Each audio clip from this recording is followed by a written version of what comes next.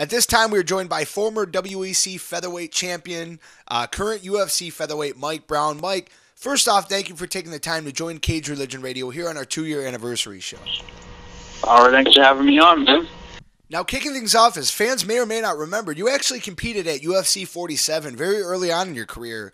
That was in 2004 against Genki Sudo. After a successful stint in the WEC, you returned to the UFC last year. Basically, what was it like returning to the Octagon in such a more mainstream state that it's in right now?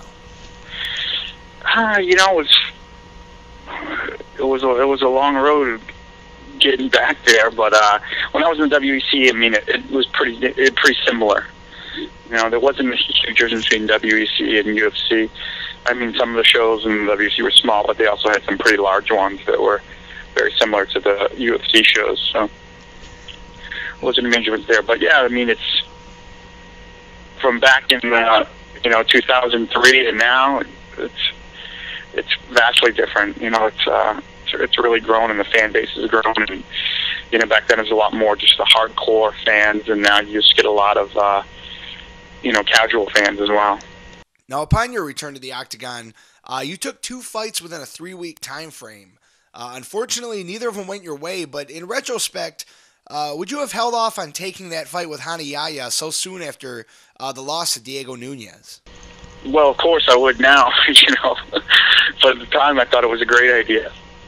I just thought it was, I was really upset and depressed about the Nunes loss, so I just was like, they offered me to fight, and I was like, whenever I lose, I want to fight as soon as possible just to try to get that taste out of my mouth. And, I just compounded my problems by doing it. Now, in recent interviews, you attributed the losses to basically to overtraining. Now, with that said, how did you ultimately alter that course? Was it more so taking more time to rest, not going as hard? Overall, what was it? Yeah, I mean, I just eased back, and I started, before I wasn't doing any strength conditioning.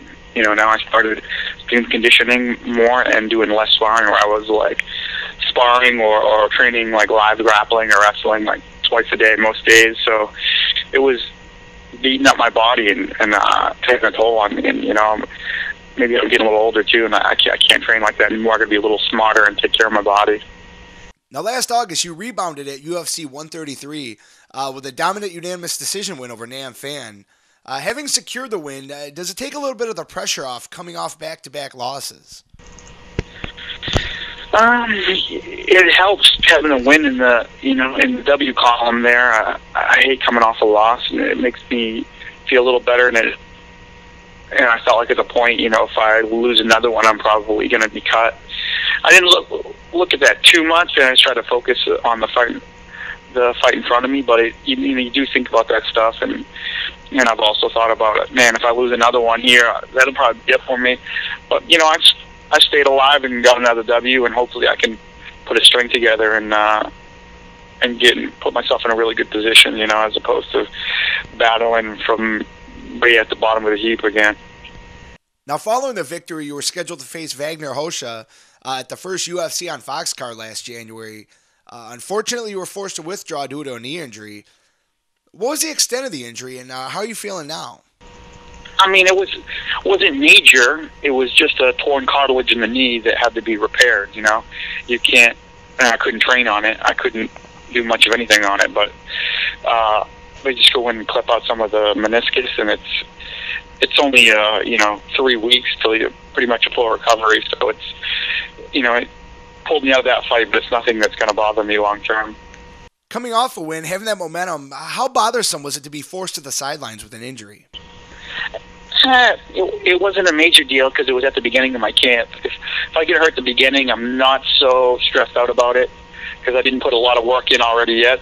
If I get hurt near the end of a camp, then I'm really upset because, a training camp is tough. I usually do I'm training all the time, but I put in a really hard 8 weeks before a fight. And if you get through 6 or 7 of those and then get hurt, man, that's all that work that seems like for nothing. But if you get hurt in the first few weeks, you just postpone the fight, push it back a little bit further, and you can be healthy in time, and you didn't waste too much of your body and time into a training camp.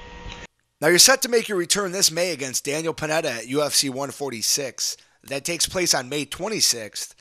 Pineda's been around for quite some time now, riding a 7-fight win streak, but just recently made his Octagon debut last January, and he's gone 2-0 since then, both of his victories coming by first-round submissions. What are your thoughts on Pineda as an opponent, and, was he kind of somebody who was on your radar? And actually, I mean, they told me the name, I hadn't even heard of him, honestly, but just because I happened, he was on the prelims, I hadn't seen those fights, and then I looked him up, and I was like, oh, yeah, man, he's pretty good. So he had beaten some good guys, and he's on a big streak, and 2-0 in the UFC, and he's a tough dude. It just happened to be that I didn't had seen those fights yet. I'm just, I've seen some, and now I'm getting more tape in now. But he looks tough. Now, you had an impressive run as a WEC Featherweight champion. Quite honestly, your pair of wins over Uriah Faber were some of the most exciting fights in the promotion's history. You were ultimately dethroned by Jose Aldo, who, as we know, he remains unbeaten since then, and he's the reigning UFC Featherweight champion. Now, has that been an added boost of motivation to work your way up the featherweight ladder to reclaim that win from the man who took your belt? Yeah, I mean, it's not really added motivation. I just am trying to make my way back, man. I don't care who's there, but it's just it was a long road getting there, and it's going to be another long one to get back. I'm sure it's not going to be easy. I dug myself a hole, and it's going to be hard to get out of it. I just got to put a string of them together. One or two is not going to do it. I need a good 4 or 5 good wins and against decent opponents to really put myself back in that position where people are going, wow, this guy is very dominant, he's very good, and he's hard to beat, But it can be done, and I just take one at a time and do it. Now, wrapping up, Mike, where can fans find you at online? My Twitter is Mike Brown MMA, at Mike Brown MMA, and that's my website as well, MikeBrownMMA.com. But I also just started up, and I opened up a fight shop, only one fight shop, so you can also get all your gear and stuff there. That's what I've been doing now in my free time, and it's fun, man. It's branching out into a little bit of business.